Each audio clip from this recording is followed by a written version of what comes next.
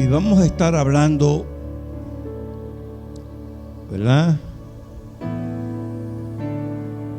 del Getsemaní al pretorio. Pero especialmente con relación a una pregunta que hizo Pilato y que yo creo que a veces nosotros mismos nos las hacemos. ¿Qué es la verdad? ¿Qué es la verdad? Bendito sea el nombre del Señor. Ahí en Juan 18, el versículo 38, dice: le dijo Pilato, ¿qué es la verdad? Y cuando hubo dicho esto, salió otra vez a los judíos y les dijo: yo no hallo en él ningún delito. Pueden sentarse. Gloria al Señor. Le dijo Pilato, ¿qué es la verdad?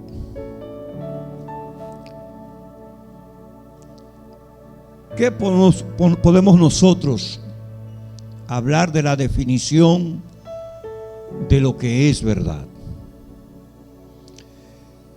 Yo he estado reflexionando e investigando con relación a esta palabra, y he predicado en otro tiempo acerca de esta misma palabra, que es la verdad.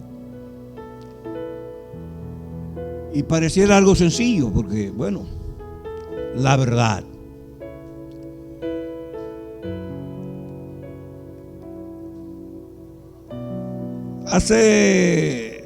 Quizás cuando yo estaba en cuarto curso, y siempre recuerdo porque el libro de geografía que se usaba en ese tiempo yo lo adquirí y estudié de él y aprendí en el libro escrito por la gente que dan educación de que el sistema solar está compuesto de 9 planetas. Para la ciencia de esos días, que no hace tanto, ¿verdad? Pues yo no soy tan viejo. Decía que el sistema solar estaba compuesto por 9 planetas. Resulta que ahora en este tiempo ya no sabemos si es así. Ya está descartado, porque han descubierto otros astros que lo consideran que pueden ser planetas, y algunos que eran considerados planetas ahora se llaman exoplanetas, porque no llegan a ser planetas. Pero la ciencia en ese tiempo afirmaba que el sistema solar estaba compuesto por 9 planetas. Para ese tiempo entonces eso era verdad, que el sistema solar estaba compuesto de 9 planetas. Ahora los hombres de ciencia de hoy dicen que el universo tiene millones de años y que ellos hacen, yo no sé a dónde ellos hacen sus cálculos, pero son verdades hasta que se descubren los diferentes.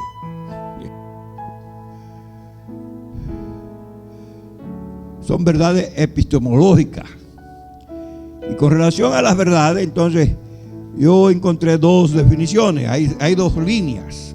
Hay una que dice la verdad ontológica y la verdad epistemológica. Epistemológica.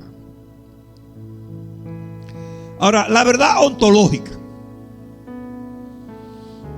se refiere a la verdad de todas las cosas en sí misma. La verdad ontológica se refiere a la verdad de las cosas en sí mismas, independientemente de cómo la percibamos o de nuestra capacidad para conocerla. O sea, la verdad es una sola, ¿verdad? Ontológicamente lo que está hablando es del ser. Las cosas tienen su ser, lo que es en realidad. En una ocasión yo prediqué aquí, no es hacer, sino el ser. Está hablando de la persona, pero también las cosas tienen su ser, y al hablar del ser hablamos de su existencia, ¿verdad? Entonces, la verdad ontológica se refiere a la verdad de las cosas en sí mismas, independientemente de cómo la percibamos o de nuestra capacidad para conocerlas. La verdad epistemológica, por otro lado, se enfoca en la verdad de los juicios y las creencias que tenemos sobre la realidad. Entonces, para que entendamos lo que estamos hablando de una verdad epistemológica, podemos decir que eso que yo tenía en aquel concepto, en el que la ciencia me decía que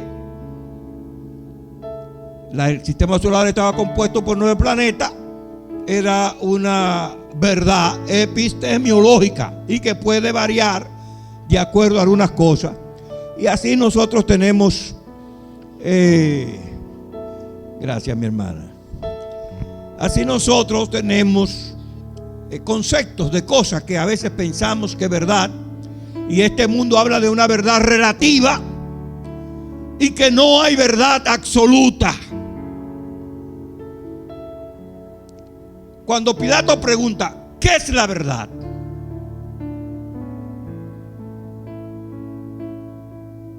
¿Es verdad que el cielo es azul? Bueno, pero a veces es gris, a veces está negro,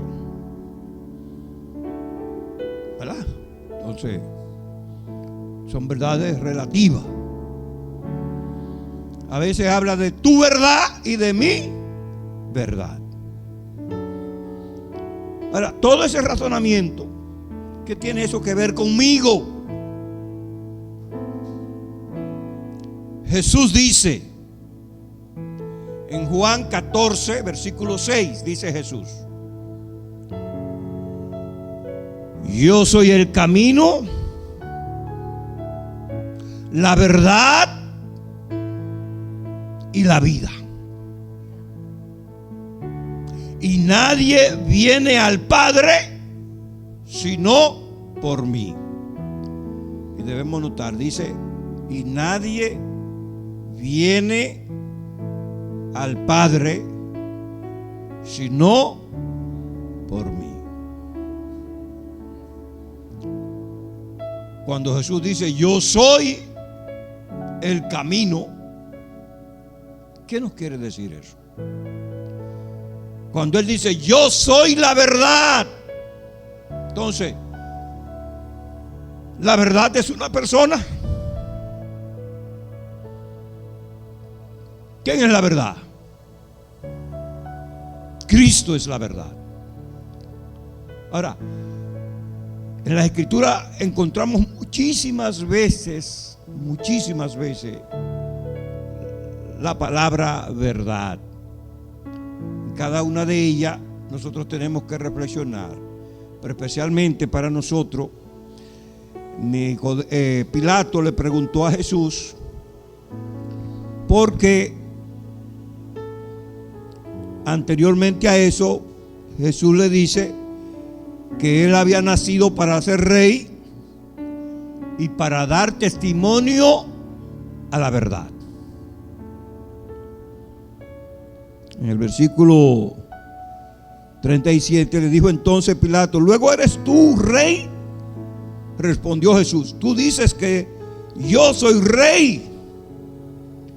Yo para esto he nacido y para esto he venido al mundo, para dar testimonio a la verdad. Todo aquel que es de la verdad oye mi voz. Todo aquel que es de la verdad, oye mi voz. O sea, le hace atención a Jesús, le hace caso. No es simplemente oír el sonido de su voz, sino hacer caso, atender, obrar, hacer de acuerdo a lo que el Señor dice que debes hacer.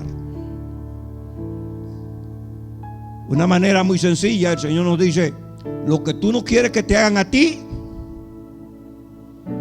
no se lo haga a los demás. Y lo que tú quieres que los hombres hagan contigo, hazlo tú con ellos. Eso es una verdad. Ahora, yo les decía que dentro de esta definición de verdad y en la búsqueda para traer el mensaje y la reflexión en esta noche, yo encontré que me encontraba con relación al Getsemaní y el pretorio.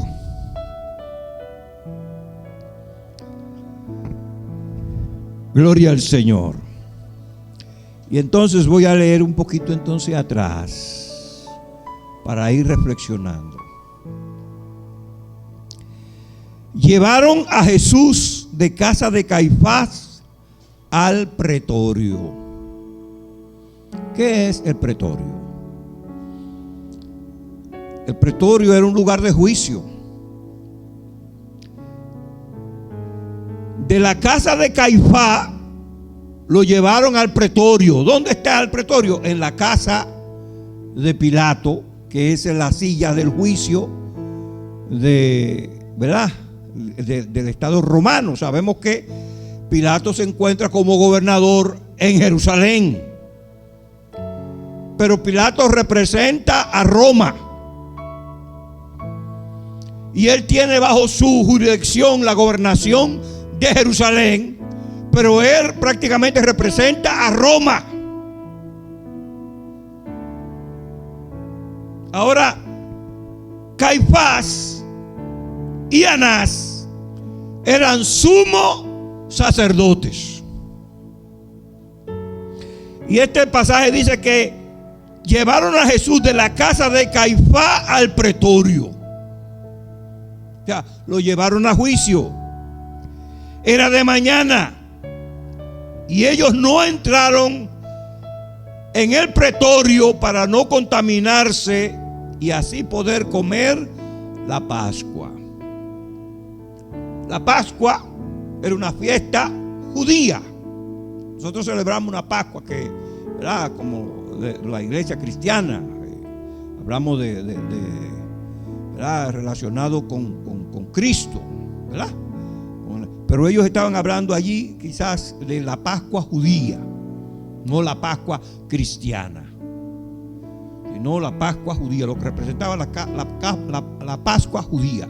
Y ellos tenían sus ritos de limpieza, de purificación, en la cual dice que ellos no quisieron entrar al pretorio y a la casa de Pilato para no. ¿Por qué? Porque ellos querían guardar el principio religioso.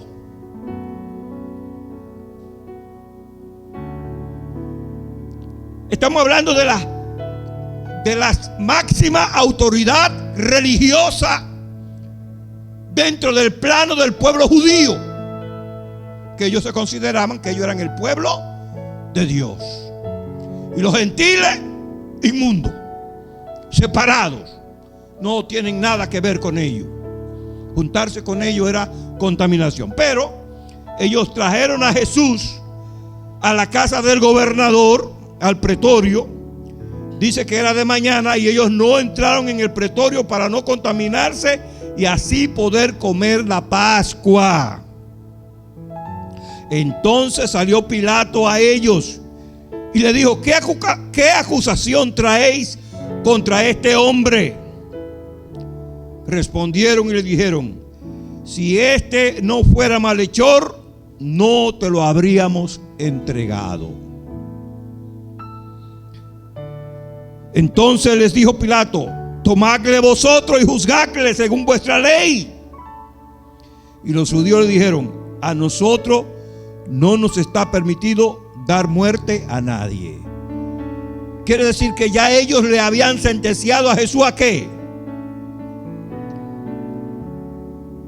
Ya ellos habían sentenciado a Jesús ¿a qué? A la muerte. Pero no quieren contaminarse. Pero ellos habían condenado a Jesús a la muerte por medio de testigos falsos.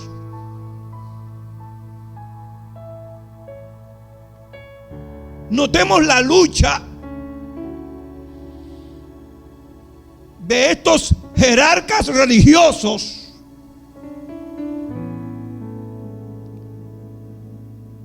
que, aunque Pilato era romano y no tenía nada que ver, estos que representaban la religión y como representaba la definición del fariseo, el fariseísmo viene de la palabra santo, de separados, de consagrados. Sin embargo, ellos no tenían verdad en ellos. Eran mentirosos.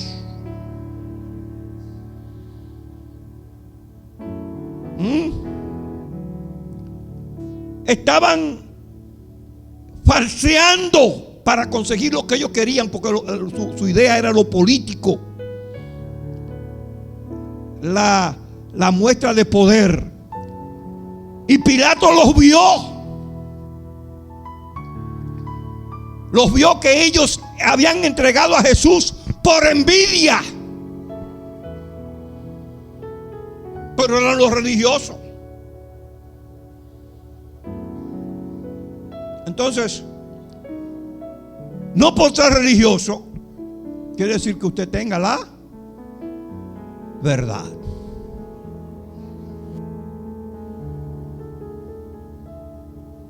No es el rito de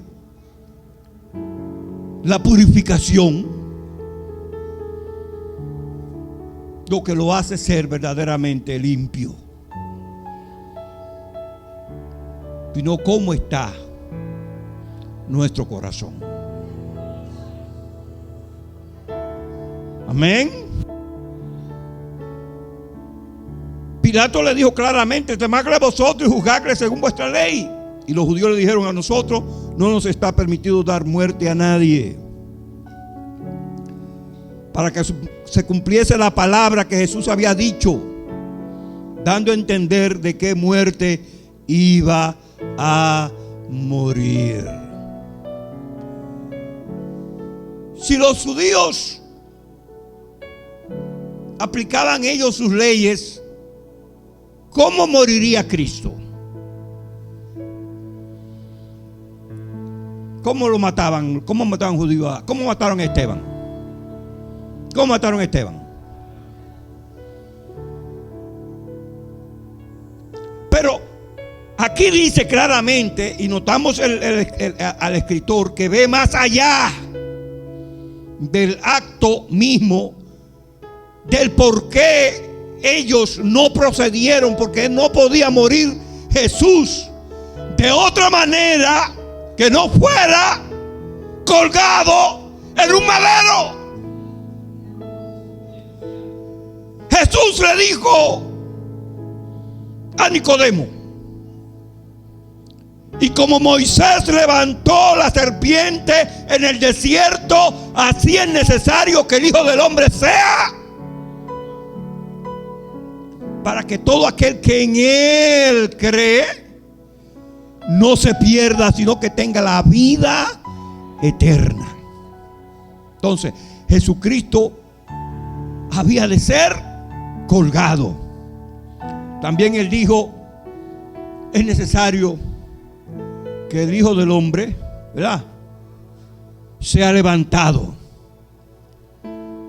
¿verdad? para que todos entonces crean en Él. Entonces, Jesús sabía de su muerte y cómo debía de ser. Y precisamente no podía ser muerto por los judíos porque ellos mataban a su gente apedreada. Pero los romanos eran quienes tenían esta práctica de colgar al malhechor. Y así se cumplían las escrituras que habían sido dichas anteriormente. Por esto nos dice allí el escritor, para que se cumpliese la palabra que Jesús había dicho, dando a entender de qué muerte iba a morir. Entonces Pilato volvió a entrar en el pretorio y llamó a Jesús y le dijo: ¿eres tú el rey de los judíos? Jesús le respondió: ¿dices tú esto por ti mismo o te lo han dicho otros de mí? Pilato le respondió: ¿soy yo acaso judío? Tu nación y los principales sacerdotes te han entregado a mí. ¿Qué has hecho? Respondió Jesús: mi reino no es de este mundo. Si mi reino fuera de este mundo, mis servidores pelearían para que yo no fuera entregado a los judíos. Pero mi reino no es de aquí. Le dijo entonces Pilato: ¿luego eres tú rey? Respondió Jesús: tú dices que yo soy rey. Yo para esto he nacido y para esto he venido al mundo, para dar testimonio a la verdad. Y todo aquel que es de la verdad oye mi voz. Le dijo Pilato: ¿qué es la verdad? Lo dijo Pilato esto con sarcasmo porque no esperó la respuesta de Jesús, o realmente estaba interesado en conocer lo que es la verdad. Ahora, aquí notamos que Jesús dice que los que son de la verdad oyen. Y como dije anteriormente, Jesús dice: yo soy el camino, la verdad y la vida. Ahora,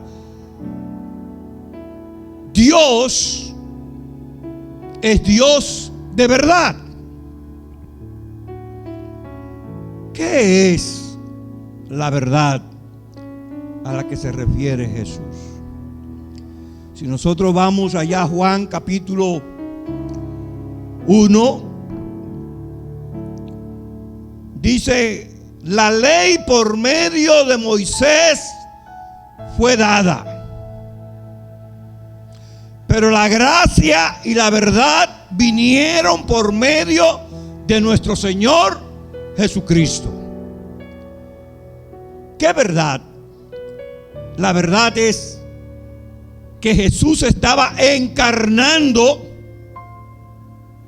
todas las promesas de Dios con relación hacia dónde va el mundo y lo que el mundo realmente ha de ser. O sea, Jesucristo es la encarnación de todas las promesas de Dios con relación al hombre.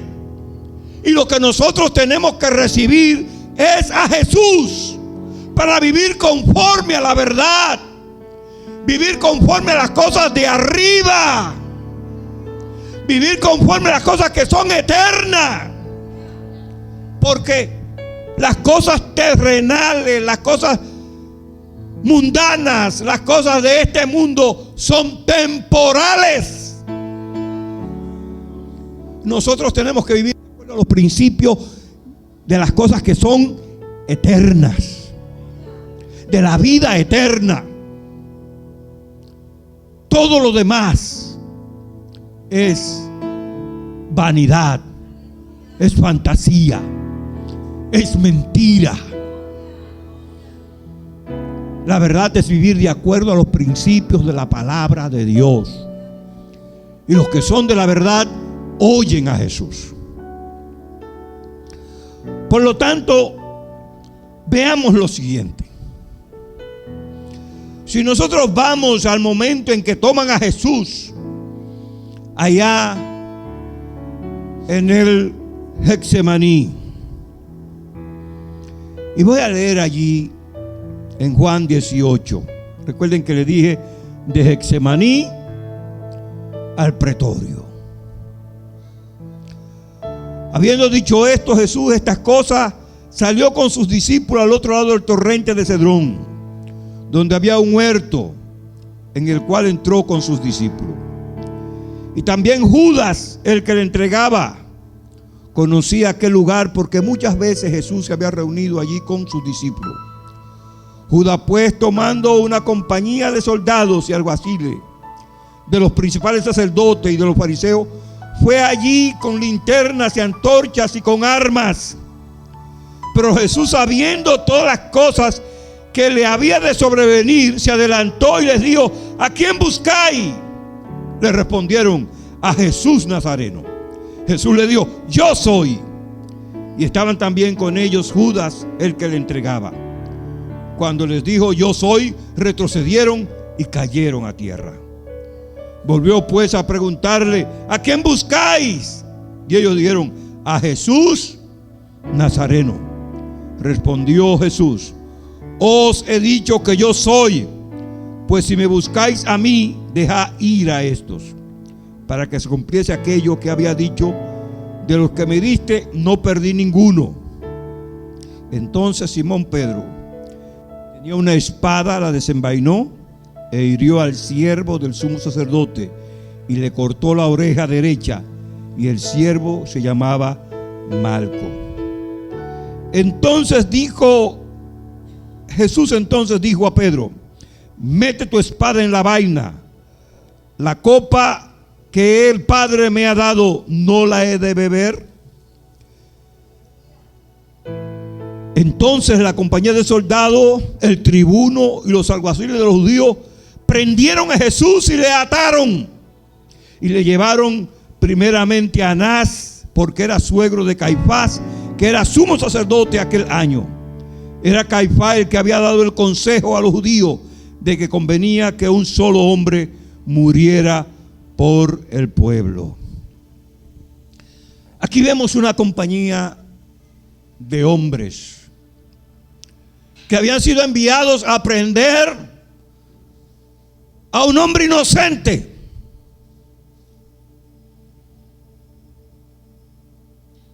Pero lo mandaron. Y cuando llegan allí y hablan con Jesús, que Jesús le pregunta: ¿a quién buscáis? Ellos dicen: a Jesús Nazareno. Yo soy. Y ellos cayeron a tierra. Ellos estaban ante el poder del Dios Todopoderoso. La debilidad de su cuerpo y de su carne, ante esa respuesta que Jesús da, los deja sin fuerza y caen al suelo. Pero no solamente esto. Dice que luego que Jesús nuevamente le pregunta, ellos se levantan, Jesús le pregunta y él le dice: si yo soy, si me buscáis a mí, dejad ir a esto. Jesús, como líder dispuesto a morir en lugar de sus discípulos y no traerlos a ellos a esa condición en la que él comenzaba a estar siendo tomado preso. Pero Pedro, muy valiente, sacó una espada y le tiró a uno, dice que era siervo del sumo sacerdote, y nada más le pudo cortar la oreja, pero yo estoy seguro que le tiró para cortarle la cabeza. Amén. Pero le agarró en la oreja y se la tumbó. Y Jesús le dice: mira, el que espada mata, a espada de ser muerto. Yo voy, me llevan, pero yo podría orar al Padre y Él me daría 12 legiones de ángeles. Ya usted sabe lo que es capaz de hacer un ángel. Hubo uno que mató 185,000 en una noche, un solo. Imagínense usted si le mandan una legión. Pero Jesús dice que tomó la oreja y la puso y sanó al siervo Eso debía haber frenado a esa multitud. El Señor le dijo: ustedes, yo he estado hablando en vuestras plazas, en el templo, en la sinagoga, todos los días. Y ahora ustedes han venido a buscarme con palo y piedra como si yo fuera un delincuente. Eso debía haberlo frenado. Pero sus ojos estaban vedados, y aparte de eso, ellos habían recibido una orden y ellos estaban para cumplir esa orden y no veían el milagro de Dios. Entonces, a veces los milagros no convierten a la gente. Amén.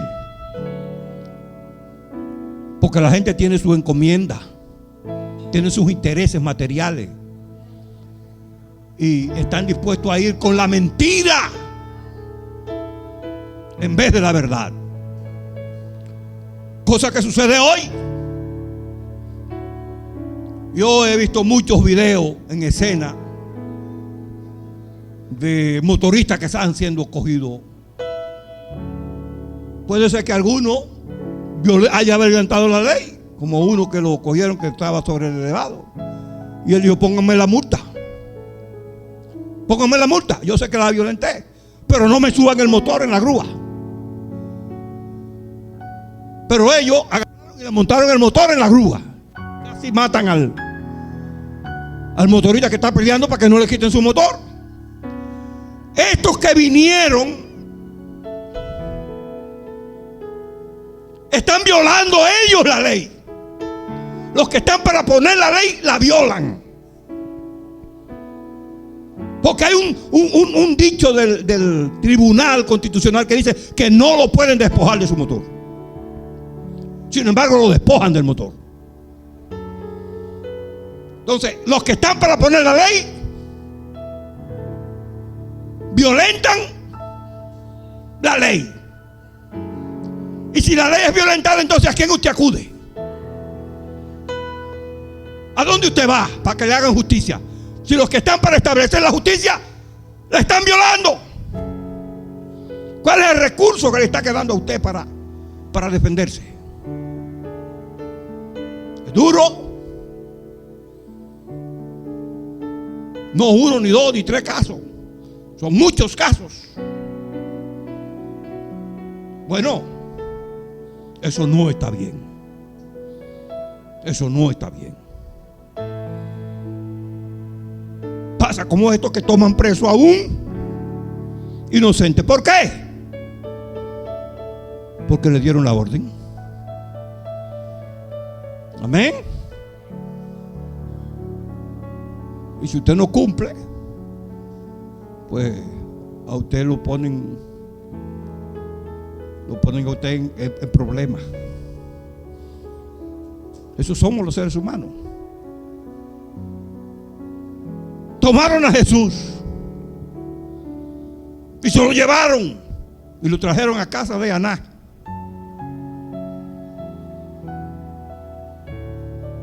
En la casa de Aná dice: y enseguida seguían a Jesús, Simón, Pedro y otro discípulo. Y este discípulo era conocido del sumo sacerdote, y entró con Jesús al patio del sumo sacerdote.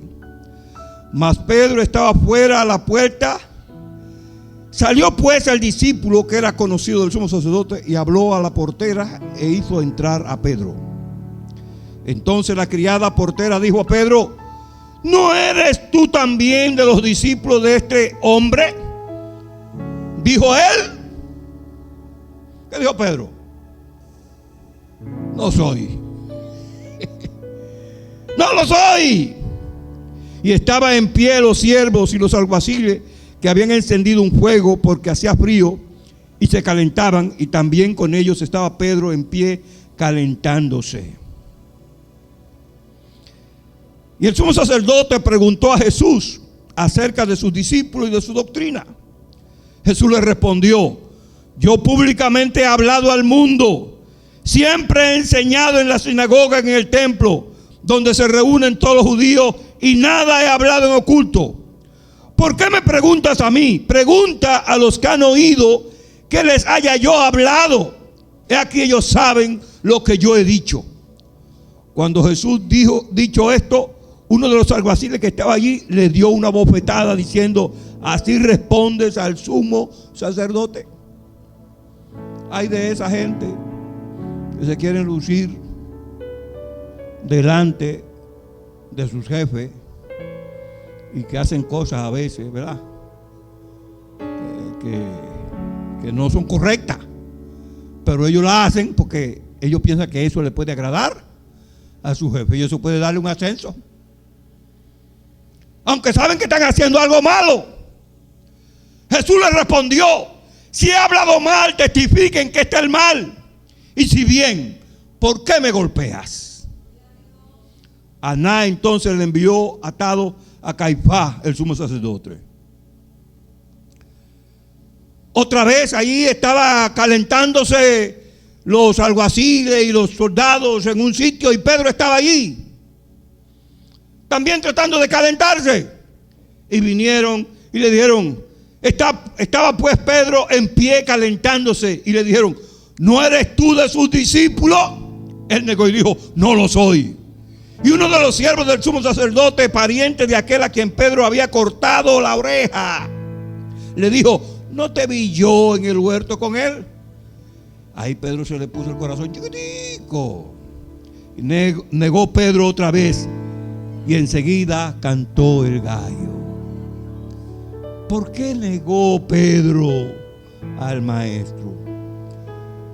¿Habló mentira o no habló mentira?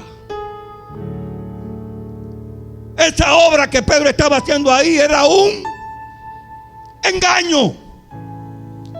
No se atrevió a asumir con responsabilidad. Ya Jesús le había dicho: Satanás ha pedido para zarandearos, pero yo he rogado por ti para que tu fe no falte. Pedro había estado confiando en sus fuerzas. Pedro había dicho: aunque todos te nieguen, yo no.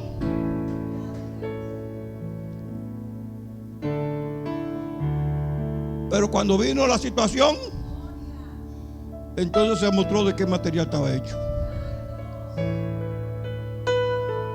¿Podemos nosotros acusar a Pedro?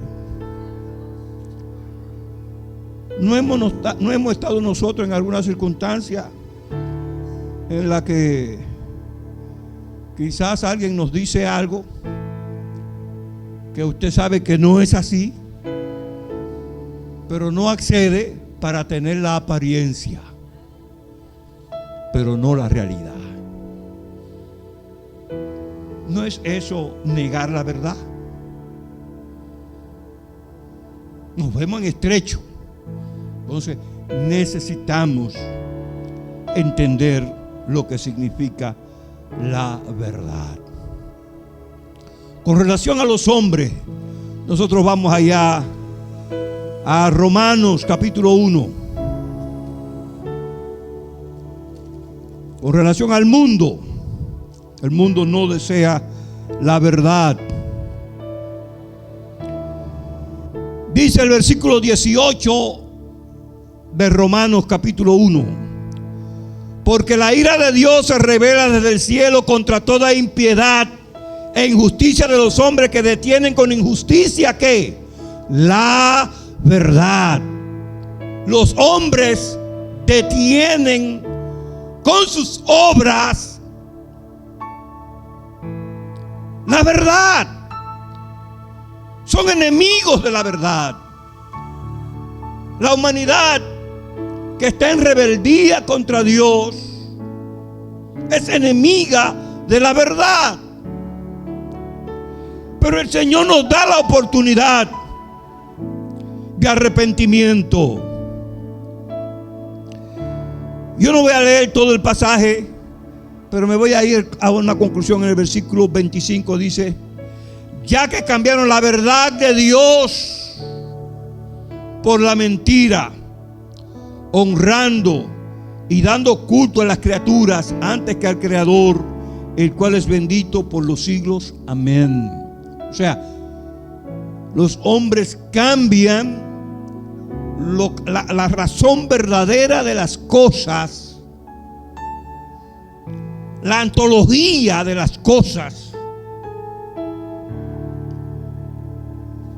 por la vanidad, por lo temporal, por lo pasajero, y se entregan, usted puede leer el pasaje ahí, y se entregan a tener una vida disoluta,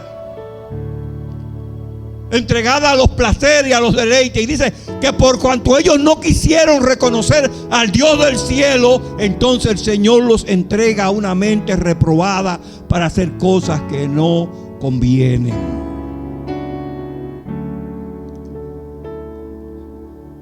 La verdad, para vivir de acuerdo a ella, es vivir de acuerdo a los principios de la palabra de Dios. El Salmo 119, versículo 160 dice: la suma de tu palabra, de tus mandamientos, de tus ordenanzas, la suma de ello es verdad. Entonces, ¿dónde está la verdad? Bíblicamente, en las Escrituras, lo que Dios ha anunciado acerca de lo que le espera a este mundo, de lo que le espera a este sistema de cosas. Todo lo que los hombres consiguen aquí y hacen aquí está hecho para el fuego. Vivir de acuerdo a los principios de Dios es lo importante. Entonces, la verdad, Dios es un Dios de verdad. Satanás ha sido mentiroso y niega la verdad, y no hay verdad en él. Pero los que son de la verdad oyen a Cristo, y al oírlo quiere decir que hacen caso. No simplemente leen las Escrituras, sino que viven de acuerdo a ella. Vivamos, hermanos, de acuerdo a los principios de la palabra de Dios, aunque nos resulte difícil, aunque seamos puestos en estrecho. Recuerden que el Señor dijo: si alguno quiere venir en pos de mí, niéguese a sí mismo, tome su cruz cada día y sígame. Guardemos la palabra de Dios, andemos íntegramente, siendo realmente no simplemente una imagen, sino andando, siendo verdaderamente obediente al mandamiento, a la palabra de Dios. Que la palabra de Dios se haga carne en nosotros, y sabiendo que la verdad es Cristo. Él es la verdad. Él es la verdad. Dios nos bendiga.